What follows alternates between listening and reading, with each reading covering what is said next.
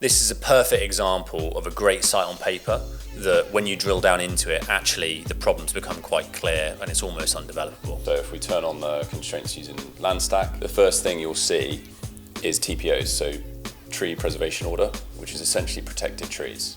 Very difficult to cut those down. You have to get planning, all those sorts of things. So that's the first flag there, is there's 5 on the site, spread around the site as well, which makes it very difficult to build around them or anything like that. Your unit mix is going to be quite difficult to try and get the floor plans of all the homes in to get enough in to make the site viable. You can also see it's right next to a public park or garden, which has got a great view across Swindon. That's going to have quite a few heritage issues, especially because you're going to be encroaching on it. You can also see that on paper it looks positive because you've got so much new development around the site, and also it's kind of like an infill plot.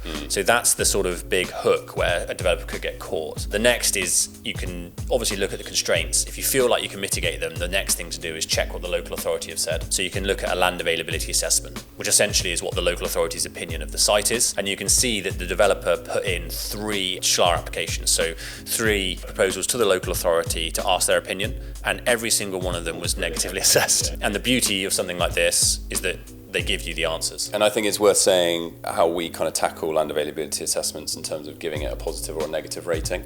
The negative rating is based on what the council is saying, based on the criteria that they've set out. So a lot of it is availability, achievability, developability, and you'll see here you actually get RAG, red, amber, green, of how it passes the different bits or where it fails. It makes it super obvious if you're a developer really early on whether it's a goer or not. And often, it's not always a killer if it's negative, but you've got to look in the detail. What can be overcome? And so what actually happened is the developer probably did that. They looked at this and they thought they could maybe get around heritage and landscape by putting in an eco application. So 32 eco homes. It was rejected. When you look at this, there are better sites out there.